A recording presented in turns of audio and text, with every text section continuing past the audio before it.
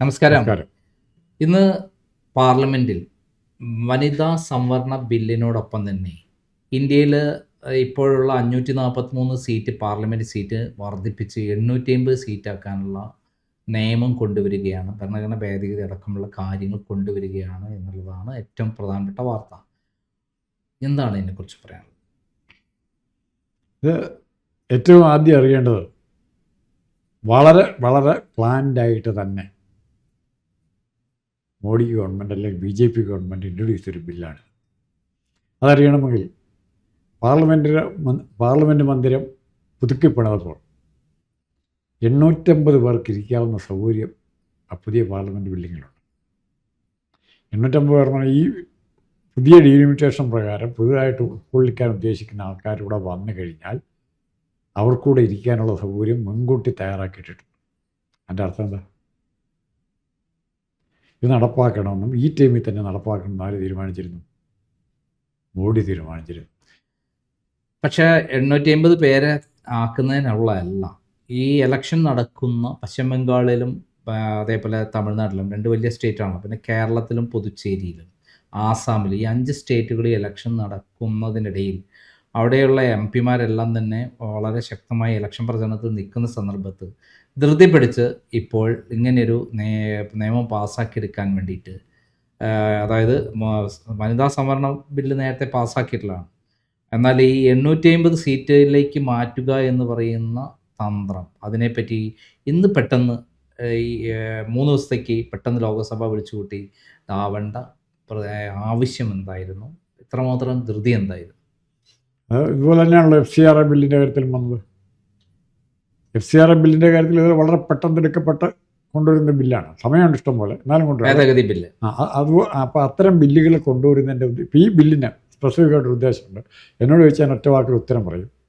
ഈ ബില്ല് സാമുദായികമായി മുസ്ലിം കമ്മ്യൂണിറ്റിയെ വിഷമിപ്പിക്കും. ഇതിനോടൊപ്പം തന്നെ സ്ത്രീ സംവരണ ബില്ല് കൊണ്ടുവരുന്നുണ്ട്. സ്ത്രീകളെ കഴിയുന്നതും പൊതുരംഗത്തേക്ക് കൊണ്ടുവരാതിരിക്കാൻ വേഷം പോലും പാർലമെന്റ് വരുമ്പോൾ മറ്റേ ഓൾറെഡി മുസ്ലിം ലീഗ് അടക്കം പറഞ്ഞിട്ടുള്ള ഞങ്ങൾ ഈ വനിതാ സംവരണ ബില്ലിനെ അനുകൂലിച്ച് നേരത്തെ വോട്ട് ചെയ്ത് ഞങ്ങൾ അതിനെ അംഗീകരിച്ചിട്ടുള്ളതാണ് കൂടെ എന്നുള്ളതാണ്. കോൺഗ്രസും അതിന്റെ കൂടെ പറഞ്ഞിട്ട് ഞങ്ങൾ വനിതാ സംവരണ ബില്ലിനെ അംഗീകരിക്കുന്നുണ്ട്. പക്ഷെ അതിന്റെ കൂടെ ആണ് 850 സീറ്റ് എന്ന് പറയുന്ന ഒരു കാര്യം കൂടെ കൊണ്ടുവന്നിരിക്കുന്നത്. 850 സീറ്റ് കൊണ്ടുവരുമ്പോൾ അതിൻ്റെ ബേസിക്സ് എന്താണെന്ന് പറഞ്ഞിട്ടില്ല. പണ്ട് കാലത്ത് ഇപ്പോൾ രാജ്യസഭാ ഇലക്ഷൻ നടക്കുമ്പോൾ ഉത്തർപ്രദേശിൽ നിന്നുള്ള MPക്ക് 10,000 വോട്ടിൻ്റെ മൂല്യമുണ്ടെന്നുണ്ടെങ്കിൽ കേരളത്തിൽ നിന്നുള്ള MPക്ക് 1000 വോട്ടിൻ്റെ മൂല്യമാണ്. ആ മൂല്യം നിശ്ചയിക്കുന്നത് അതാത് സംസ്ഥാനത്തെ ജനസംഖ്യ അടിസ്ഥാനത്തിലാണ് മൂല്യം നിശ്ചയിക്കുന്നത്. അതായത് UPയിൽ 26 കോടി ജനസംഖ്യ ഉണ്ട്. അതായത് റഷ്യയിൽ പോലും അത്ര ജനസംഖ്യ ഇല്ല. ഇപ്പോൾ ലോകത്തിലൊരു രാജ്യമായി കരുതുകയാണെങ്കിൽ 4ാമത്തെ 5ാമത്തെ രാജ്യമായി കരുതാവുന്ന ഒരു സ്റ്റേറ്റാണ് UP. 26 കോടി ജനങ്ങൾ അവിടെയുണ്ട്. അതേപോലെ വടക്കേ ഇന്ത്യയിലെല്ലാം മഹാരാഷ്ട്രയിലും ബംഗാളായാലൊക്കെ തന്നെ ഇതേപോലെ ജനസംഖ്യാ അനുപാതത്തിൽ വളരെ മുൻപന്തിയിൽ നിൽക്കുന്ന സ്റ്റേറ്റുകളാണ്. ഇത്തരത്തിലുള്ള സ്റ്റേറ്റുകളിൽ അടക്കം പെട്ടെന്ന് ഇന്ന് തന്നെ ധൃതി പിടിച്ച് നിയമം പാസ്സാക്കി 850 സീറ്റിലേക്ക് ഉയർത്തുമ്പോൾ, അതായത് 543 സീറ്റ് ഉയർത്തുമ്പോൾ 240 സീറ്റ് വരുന്നുണ്ട്. അല്ലെങ്കിൽ 340 സീറ്റ് കൂടുന്നുണ്ട്. 340 അല്ല, 307 സീറ്റ് വർദ്ധിപ്പിക്കുകയാണ്. 307 സീറ്റ് പെട്ടെന്ന് ഈ ഇലക്ഷൻ നടക്കുന്ന സമയത്ത് യാതൊരു ചർച്ചയും കൂടാതെ പെട്ടെന്ന് ഇങ്ങനെ ഇതാക്കാനുള്ള നടപടി അത് വിജയിക്കാൻ സാധ്യതയുണ്ട്. ഇപ്പം കൊണ്ടുവന്നിരിക്കുന്ന ഒരു കാര്യം, ഇപ്പോൾ സംസ്ഥാന തെരഞ്ഞെടുപ്പ് ആസാം, കേരളം, പുതുച്ചേരി, ബംഗാളൊക്കെ നടക്കുകയാണ്. ഈ തെരഞ്ഞെടുപ്പിൽ എന്തെങ്കിലും ഒരു തിരിച്ചടി കിട്ടിക്കഴിഞ്ഞാൽ മോഡി വെയിറ്റ് ചെയ്യേണ്ടി വരും. ഇനിയിപ്പോൾ ഇവരുടെ മെയിൻ ടാർഗറ്റ് എന്ന് പറഞ്ഞാൽ കയ്യിൽ ഒതുക്കുക എന്നുള്ള ബംഗാളാണ്. അപ്പോൾ ബംഗാളിനെ കയ്യിൽ ഒതുക്കാനുള്ള ഒരു ആദ്യത്തെ ശ്രമം മുസ്ലിം പോപ്പുലേഷനെ ഭയപ്പെടുത്തുക എന്നുള്ള വലിയ അവർക്ക് അവരുടെ അധികാരം 96 ലക്ഷം വോട്ടുകൾ നഷ്ടപ്പെട്ടു കഴിഞ്ഞു. ഇതെല്ലാം കൂടെ സൈമൾട്ടേനിയസ് ആയിട്ട് വരിക. അത് ഗ്യാപ്പില്ല. ജനങ്ങൾക്ക് ആലോചിക്കാനോ ഗവൺമെൻറ്റുകൾക്ക് ആലോചിക്കാനോ വേണ്ട രീതിയിൽ ചർച്ച ചെയ്യാനുള്ള അവസരമില്ല. ഇതെല്ലാം ഒറ്റയടിക്ക് വരികയാണ് ഈ ബില്ലുകളെല്ലാം. ഇങ്ങനെ വരുമ്പോൾ സ്വാഭാവികമായിട്ടും വനിതാ സംവരണം എന്നുള്ള ബില്ലെന്നുള്ള രീതിയിൽ ആർക്കും എതിർക്കാൻ പറ്റാത്ത ഒരു മേലം കണീച്ച ഇത് കൊണ്ടുവരുന്നത്. പക്ഷേ വനിതാ സംവരണ ബില്ലിനെ ഇവരെല്ലാവരും അംഗീകരിക്കുന്നുണ്ട്.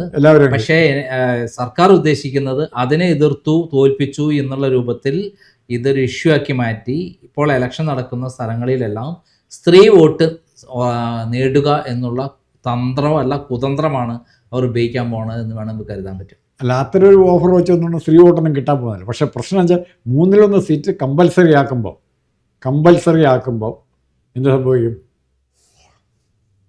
ഇത്രയും സ്ത്രീകളുടെ ലിസ്റ്റ് കൊടുക്കണ്ടേ? അല്ല, അത് ഓക്കെ. ഇപ്പം അല്ലെങ്കിലും തദ്ദേശ സ്വയംഭരണ തെരഞ്ഞെടുപ്പിലൊക്കെ തന്നെ സ്ത്രീകൾ സംവരണം 50% എന്നുള്ള രൂപത്തിലേക്ക് എത്തിക്കഴിഞ്ഞല്ലോ.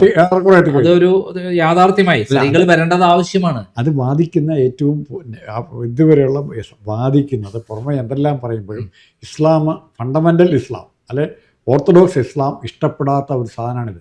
അല്ല, മുസ്ലിം ലീഗ് ഇതിനെ അംഗീകരിച്ചുകൊണ്ട് അവർ നേരത്തെ വോട്ട് ചെയ്തിട്ടുണ്ട്. അത് അംഗീകരിച്ചിട്ടുണ്ട്. അവരെ MP തന്നെ ഇന്നലെ മുഹമ്മദ് ബഷീർ പറഞ്ഞിട്ടുള്ളത് ഇതിനെ ഞങ്ങൾ നേരത്തെ സഹർഷം സ്വാഗതം ചെയ്തിട്ടുണ്ട്. പക്ഷെ അങ്ങനെയല്ല. ഇവിടെ ഇപ്പോഴുണ്ടായിട്ടുള്ള സംഭവ വികാസം എന്ന് പറഞ്ഞാൽ ഈ വനിതാ സംവരണ ബില്ലിന്റെ മറവിൽ ഈ 850 സീറ്റ് ആക്കി വർദ്ധിപ്പിക്കുന്നതിനുള്ള മാനദണ്ഡം എന്ത് എന്നുള്ള ചർച്ച വരുത്താതെ BJPക്ക് അനുകൂലമായ ഒരു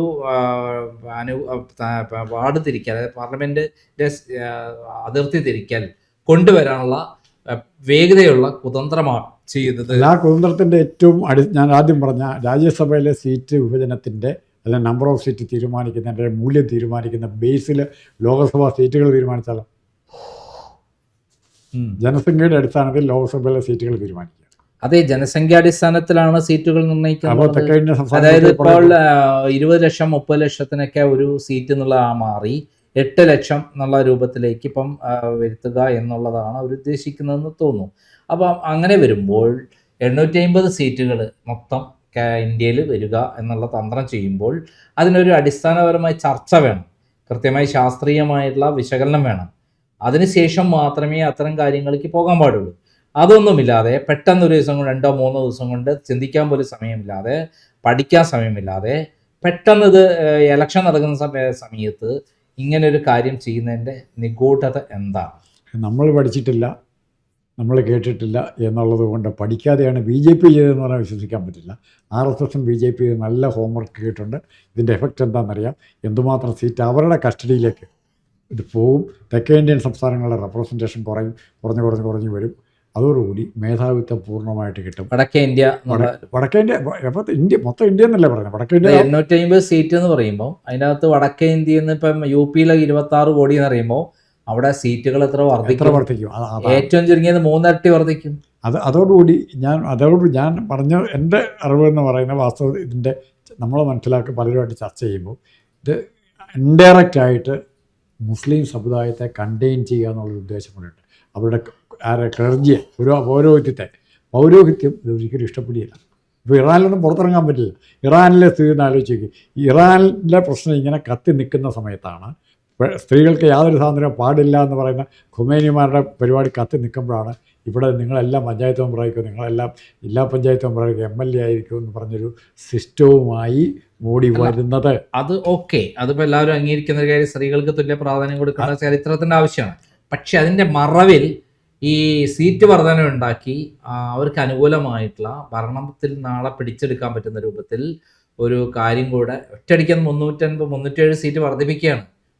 സാധാരണ ഒരു സീറ്റ് വർധന 10% 15%, 307 പകുതിയോളം സീറ്റ് വർദ്ധിപ്പിക്കുകയാണ്. പകുതിയിൽ മേതെ സീറ്റ് വർദ്ധിപ്പിക്കുക. നല്ലൊരു കോൺഗ്രസ് ലീഡർഷിപ്പ് ആണെങ്കിൽ, ആത്മധൈര്യമുള്ള കോൺഗ്രസ് ലീഡർഷിപ്പ് ആണെങ്കിൽ ഈ ഓഫർ തന്നെ പ്രശ്നം തന്നെ അവർക്ക് ഇതുപോലെ ജയിക്കത്തില്ലേ? മാനദണ്ഡം ചർച്ച ചെയ്യാനുള്ള പഠിക്കാനുള്ള അവസരം കൊടുക്കാതെ അതാണ് ധൃതി പിടിച്ച് ചെയ്യുന്നത്. ഈ ഇലക്ഷൻ സമയത്ത് നടത്തേണ്ട ആവശ്യം എന്താ? ഇങ്ങനത്തെ ഒരു ബില്ല് വളരെ പ്രധാനപ്പെട്ട ഒരു കാര്യത്തിൽ ചർച്ച വേണ്ടി. ഇനി വേറൊരു കാര്യം കൂടിയുണ്ട്. ഇത് 1/3 മെജോറിറ്റി ഉണ്ടെങ്കിൽ മാത്രമാണ് ഇവർക്ക് വിജയിപ്പിക്കാൻ പറ്റുള്ളൂ. 1/3 മെജോറിറ്റി ഉണ്ടാവണം. ഇവർക്ക് 1/3 മെജോറിറ്റി ഇല്ല. അതെങ്ങനെ സാധിക്കും? 2/3 മെജോറിറ്റി ഉണ്ടാവണം. 2/3 മെജോറിറ്റി ഇല്ല. ഭരണഘടനാ ഭേദഗതി 2/3 മെജോറിറ്റി വേണം. സാധിക്കും. അപ്പം ഇത് പരാജയപ്പെടാനാണ് സാധ്യത. പരാജയപ്പെട്ട ഇവരെ കുറ്റം പറയാം. ഏത് വനിതാ സംവരണ ബില്ല് പരാജയപ്പെടുത്തി എന്ന് വരുത്തിക്കാൻ വേണ്ടിയിട്ടാണ്. അല്ല, നമ്മളിത് ഒത്തിരി ഈ കാര്യത്തിൽ മാത്രം നമുക്ക് BJP മോഡി ചെയ്യുന്നോ ഇല്ലയോ എന്നുള്ളതല്ല. ഈ വനിതാ സംവരണ ബില്ല് പാർലമെൻറ്റിൽ എന്നൊക്കെ അവതരിപ്പിച്ചിട്ടുണ്ടോ ആ ബില്ല് അവിടെ വെച്ച് വലിച്ചു കയറിയിൽ മുമ്പിൽ നിന്നിരിക്കുന്നത് ഇന്ത്യയിലെ ഘടകകക്ഷിയായ ലല്ലു പ്രസാദ് യാദവിൻ്റെ പാർട്ടി, മുലായം സിംഗിൻ്റെ പാർട്ടിയാണ്. പരസ്യമായിട്ട് കയറി കളഞ്ഞിട്ടുണ്ട്. ഇന്നലെ പോയ നിതീഷ് കുമാറിൻ്റെ പാർട്ടി. അവരൊരു കാരണവശാലും പെണ്ണുങ്ങൾക്ക് തന്നെ സീറ്റ് കൊടുക്കാൻ അന്ന് സമ്മതിക്കില്ല. അവരുടെ സീറ്റ് കുറയും എന്നുള്ളതല്ല, പാർലമെൻറ്റിൽ അവരുടെ ശക്തി ബലാബലത്തിൽ വ്യത്യാസം വരും. പെണ്ണുങ്ങളപ്പുറം കൂടുതൽ വരിക. സ്ത്രീകളുടെ മേധാവിത്വം നമ്മൾ പറഞ്ഞില്ല, സ്ത്രീകൾക്ക് നമ്മുടെ അധികാരത്തിൻ്റെ പങ്കാളിത്തം കൊടുക്കുക എന്നാണ് ഉത്തരേന്ത്യയിലെ. അല്ല, ഇതിൻ്റെ ഉദ്ദേശം നമുക്ക് മനസ്സിലാക്കാൻ പറ്റുന്നത് വനിതാ സംവരണ ബിൽ പാസ്സാക്കാതെ അട്ടിമറിച്ചത് ഈ പറയുന്ന കോൺഗ്രസും അവരെ പ്രതിപക്ഷങ്ങളും കൂടിയാണ്. അവരുടെ തലയിലിട്ടിട്ട് ഇത് രക്ഷപ്പെടാനുള്ള, എന്നിട്ട് അത് വെച്ചിട്ട് പബ്ലിസിറ്റി കൊടുത്തിട്ട് ഈ 5 ഇലക്ഷൻ നടക്കുന്ന സ്ഥലത്തൊക്കെ തന്നെ വനിതകളുടെ വോട്ട്, സ്ത്രീ സുരക്ഷ പിന്നെ മുദ്രാവാക്യമാക്കുക, സ്ത്രീ സുരക്ഷ ഇതാക്കിയിട്ട് അവർ കളിക്കാനുള്ള പരിപാടിയാണെന്ന് നമുക്ക് കരുതാം. കാരണം ഇത് കഴിഞ്ഞിട്ട് അടുത്ത ഇലക്ഷൻ വേണേൽ ഭൂരിപക്ഷം കിട്ടുകയാണ് അവർക്ക് അവതരിപ്പിക്കുകയും ചെയ്യാം, രണ്ടാമത് തിരിച്ചു കൊണ്ടുവരാൻ ബില്ല്. അപ്പോൾ ഇതിൻ്റെ അകത്ത് സതുദ്ദേശമല്ല, മോഡി ഈ ബില്ല് കൊണ്ടുവന്നിട്ട് എതിർക്കുന്നതിൻ്റെ കാര്യം സതുദ്ദേശമല്ല. ഒറ്റ കാര്യം മാത്രമേ ഉള്ളൂ നമ്മളെ മുന്നിൽ കാണുമ്പം, ഈ ധൃതി പിടിച്ച് എന്തിന് കൊണ്ടുവരും? ഈ 307 സീറ്റ് വർദ്ധിപ്പിക്കേണ്ട ആവശ്യമുണ്ടോ? അതിനെ പഠിക്കണ്ടേ? ശാസ്ത്രീയമായും മറ്റവർക്കും പഠിക്കാനുള്ള അവസരം കൊടുക്കണ്ടേ? പ്രതിപക്ഷത്തിന് അത്ര അവസരം കൊടുക്കാതെ ആണ് ഈ പരിപാടി നടത്തിയിരിക്കുന്നത് എന്നുള്ളതാണ് ഇതിൻ്റെ അകത്ത്. അത് പരാജയപ്പെടാനാണ് സാധ്യത. ആ പരാജയപ്പെട്ടിട്ട് അത് വലിയ വാർത്തയാക്കി, അത് വലിയ ഇഷ്യൂ ആക്കി ബംഗാളിലും അതേപോലെ തമിഴ്നാട്ടിലും അത് ഉപയോഗിക്കാനുള്ള തന്ത്രമാണ് ഇവർ ചെയ്യിക്കുന്നത് എന്ന് വേണമെങ്കിൽ. അതിനകത്ത് ഒരു അടിക്കുറിപ്പ് പോലെ നമുക്ക് എഴുതി ചേർക്കേണ്ട ഒരു കാര്യം, ഒരു കളക്ടറെ ട്രാൻസ്ഫർ ചെയ്താൽ, ഇലക്ഷൻ ഡിക്ലെയർ ചെയ്ത ശേഷം ഒരു കളക്ടറെ ട്രാൻസ്ഫർ ചെയ്ത് കഴിഞ്ഞാൽ, അല്ലെ ആസാമിലെ ഒരു ഉപതെരഞ്ഞെടുപ്പിൻ്റെ റിസൾട്ട് വരുന്നത് വെച്ചാൽ കേരളത്തിലെ വോട്ടെണ്ണൽ ഇത്രയും ദീർഘിപ്പിക്കാമെങ്കിൽ, ഈ പാർലമെൻറ്റ് ഇതുവരെ നിർണായകമായ ബില്ല് അവതരിപ്പിക്കുമ്പോൾ അത് നടക്കാനിരിക്കുന്ന സ്റ്റേറ്റുകളുടെ ഇലക്ഷനെ ബാധിക്കുകയില്ലേ? അതൊരു ചോദ്യചിഹ്നമല്ലേ? അതാരും ചോദിക്കാത്ത എന്താണെന്നുള്ളത് മാത്രമേ ഉള്ളൂ. അല്ല, പ്രതിപക്ഷം ചോദിക്കുന്നു പറയുന്നതാണ്. ഇത് ഭയങ്കര ദുരദൃഷ്ടമായ ഒരു കാര്യമാണ്. അവർക്ക് ഞങ്ങൾ വനിതാ സംവരണ ബില്ലിന് അനുകൂലമാണ്, പക്ഷേ 850 സീറ്റ് വർദ്ധിപ്പിക്കുന്ന തന്ത്രം, അതിൻ്റെ പിന്നിലുള്ള എന്താണെന്ന് ഞങ്ങളും കൂടെ പഠിക്കണ്ടേ? ഞങ്ങളും കൂടെ ശാസ്ത്രീയമായി പഠിച്ചിട്ട് വേണ്ടേ അതിനെപ്പറ്റി ചർച്ചയിൽ പങ്കെടുക്കാൻ? ഇന്ന് തന്നെ പെട്ടെന്ന് വരാൻ പറയുന്നു, ഇന്നും നാളെ വരുന്ന ബില്ല് പാസ്സെടുക്കാനുള്ള തന്ത്രങ്ങൾ മെനയുന്നതിനോട് പരാജയപ്പെട്ടു എന്ന് വരുമ്പോൾ അത് പ്രതിപക്ഷത്തിന് തലയിൽ വെച്ച് കെട്ടിവെച്ച് ആരോപണം ഉന്നയിച്ച് വനിതാ ബില്ല് സംവരണ ബില്ല് ഇവർ പ്രതിപക്ഷത്തിൻ്റെ ഒറ്റ കാരണം കൊണ്ടാണ് നടക്കാതെ പോയത് എന്ന് വരുത്തിക്കാനുള്ള കുതന്ത്രമാണ് ശരിക്കും BJP പയറ്റുന്നത് നമുക്ക് മനസ്സിലാക്കാൻ പറ്റും. അങ്ങനെ ആ ഫൈറ്റിന് നിന്ന് കൊടുക്കാൻ ഇപ്പോൾ പ്രതിപക്ഷത്തിന് വേണത് പരാജയപ്പെടുത്തി കഴിഞ്ഞാലും ഇല്ലെങ്കിലും ഇന്നല്ലെങ്കിൽ നാളെ ഇത് കൊണ്ടുവരുമെന്നുള്ള വിവരം. പക്ഷെ അതിന് പകരം കോൺഗ്രസിന് പറ്റാത്ത കാര്യം എന്ന് പറയുന്നത് അതിനെ രാഷ്ട്രീയമായി എതിർക്കാൻ കോൺഗ്രസിന് പറ്റുന്നില്ല എന്നുള്ളൂ. വേറെ കാര്യം രാഷ്ട്രീയമായിട്ട് അവർ എതിർക്കുന്നുണ്ട്. അല്ല, പാർലമെന്റ് മാത്രം. ഇത് നേരത്തെ പറയുന്ന 850 സീറ്റ് എന്ന് പറയുന്ന ഒരു കാര്യത്തിൽ ചർച്ച വേണം. ഈ വനിതാ സംവരണ ബില്ലിന്റെ മറവിൽ ആ പരിപാടി നടത്തരുതെന്നേ പറഞ്ഞുള്ളൂ. ഇവിടെ ചർച്ചയ്ക്ക് കൊണ്ടുവന്നു. അസംബ്ലിയിൽ ജനങ്ങളോട് പറയാൻ പറ്റുന്നൊരു കാര്യം കൂടി ഇല്ലായിരുന്നു. നമ്മുടെ ഇലക്ഷൻ പറയാൻ പറ്റിയോ? ബംഗാളിൽ പറയുന്നുണ്ടോ? അവർ പറയുന്നുണ്ട്. ഏറ്റവും കൂടുതൽ വനിതാ MP-മാരെ പാർലമെന്റിൽ കൊണ്ടുവന്നിരിക്കുന്ന തൃണമൂൽ. ആരും പറയാതെ ഒരു ഭരണഘടന കൊണ്ടുവരണമെന്നുണ്ടെങ്കിൽ, ഇനി കൊണ്ടുവരണമെന്നുണ്ടെങ്കിൽ ഒരു ഭരണഘടനാ പദ്ധതിക്ക് നിർത്തിയാൽ പോരെ? അതിൽ ഇത്രയേ ഉള്ളൂ, ഒരു പ്രധാനമന്ത്രി അടക്കമുള്ള ആളുകൾ ഇത്തരം കാര്യങ്ങൾ ചെയ്യുമ്പോൾ ഒരു സമയം കൊടുക്കുക. ഇലക്ഷന്റെ സമയം മാറ്റി വെച്ച് ഇലക്ഷൻ കഴിഞ്ഞ് മെയ് 4 കഴിഞ്ഞാൽ അവർക്ക് ഈ ബില്ല് അതൊരു നമ്മള് പ്രതിപക്ഷം പറയുന്നത് ശരിയാണെന്ന് നമുക്ക് ബോധ്യപ്പെടാൻ പറ്റില്ല. പ്രതിപക്ഷത്തിന്റെ ടെക്നിക്കലി പറയുമ്പോൾ ഇത് പ്രതിപക്ഷത്തിന്റെ ശരിയാണ്. പക്ഷെ പ്രതിപക്ഷം ഇത് ചെയ്യുന്നത് കൊണ്ട് മുതലാക്കാൻ പോകുന്നത് BJP ആണ്. BJPന്റെ തന്ത്രങ്ങളാണല്ലോ എല്ലാ കാലത്തും ഇത്തരം തന്ത്രങ്ങളാണ്. അതില്ലാത്തതുകൊണ്ടുള്ള ബാബറി മസ്ജിദ് പൊളിച്ചത് അടക്കമുള്ള കാര്യങ്ങളിൽ അവര് നേടിയിട്ടുള്ള അങ്ങനെയാണല്ലോ. കോൺഗ്രസിന്റെ തലയിൽ കെട്ടിവെച്ചിട്ട് അവർക്ക് അവരെ കാര്യം നേടി പോവാന്നുള്ളതാണ് ചെയ്തിട്ടുള്ളത്. കോൺഗ്രസ് ഇപ്പോഴും അവിടെ ചെന്നാൽ രാഹുൽ ഗാന്ധി ഇന്നലെ ചെന്നാൽ മമതയെ തെരുവറിയുക. BJPയുടെ ഫൈറ്റ് ചെയ്യുന്ന നേതാവ് ഇപ്പോൾ അവരെ ഉള്ളൂ, അവരെ തെരുവറി. അങ്ങനെ കോൺഗ്രസിന്റെ ഭാഗത്ത് തന്ത്രപരമായ ഒത്തിരി മിസ്റ്റേക്കുകളുണ്ട്. ആ മിസ്റ്റേക്ക് BJP മുതലാക്കുന്നു, അത്രേ ഉള്ളൂ. സ്വന്തം സംസ്ഥാനത്തിൽ കിട്ടാൻ പോകുമ്പോൾ അതെങ്ങനെ അട്ടിമറിക്കാൻ ശ്രമിക്കുന്നു എന്നുള്ളത് കൂടിയാണ് നമ്മൾ കാണുന്നത്.